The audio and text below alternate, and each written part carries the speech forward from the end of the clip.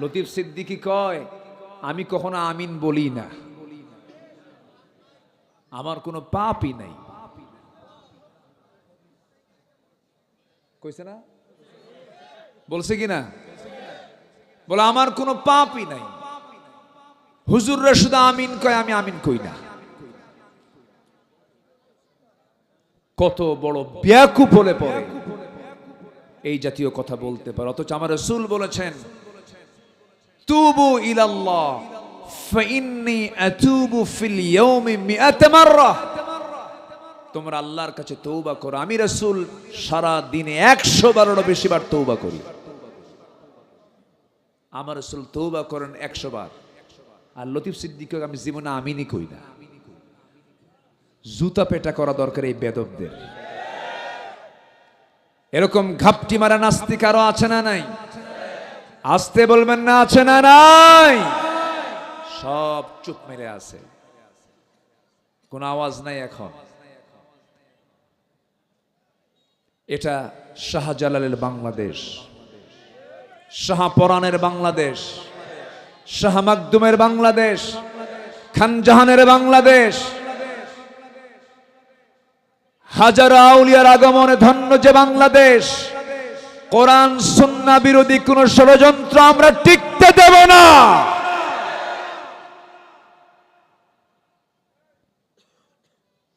অনেক ষড়যন্ত্র তারা করেছে, অনেক ষড়যন্ত্রের জাল তারা বিস্তার করেছে।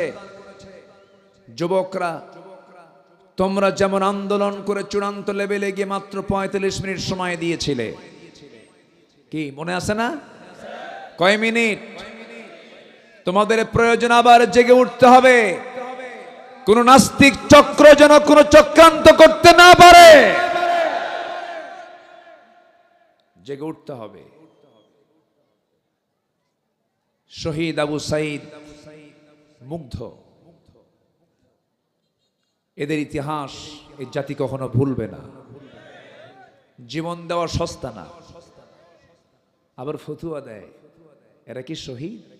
দেখছেন ফতুয়া দেয় না, এরা কি শহীদ? তুমি কি? জীবন দেওয়া দারুণ কঠিন ব্যাপার। যত রক্ত লাগে দেব, প্রয়োজনে লোক পাঠাবো, আমি যাব না। আছে কি না? আসতে বলবেন না, আছে না নাই? কিন্তু আবু সাইদ কি তা বলেছে?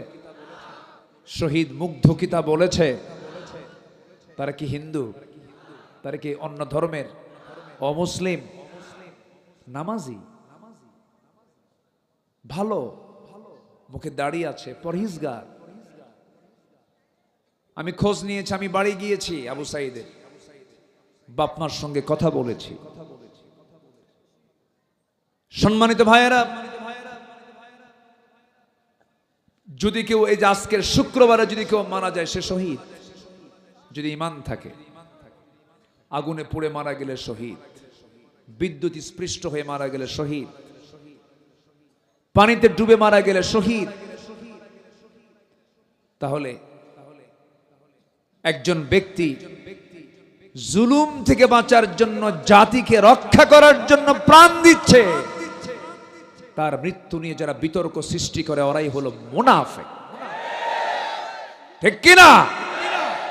ওরা মুনাফিক। ফতুয়া দেয় কিয়ামত পর্যন্ত হরতাল হারাম। হঠাৎ করে বলল, ওর কাছে যে কেউ নাজিল করছে আল্লাহ জানে।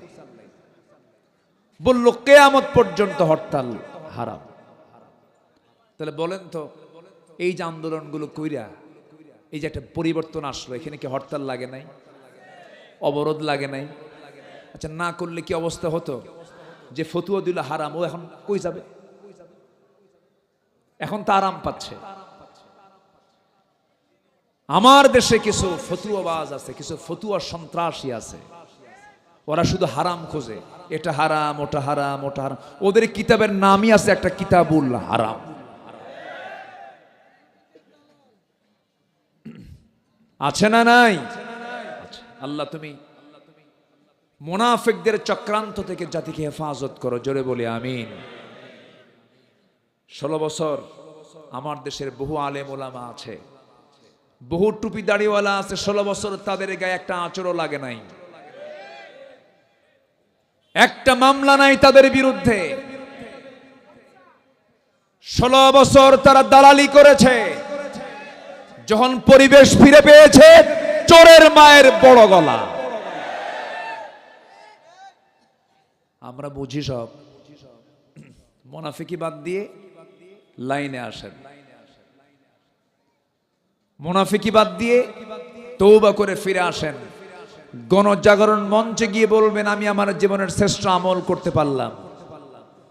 আপনি আলেম নামের কলঙ্ক, আপনার তওবা করা উচিত।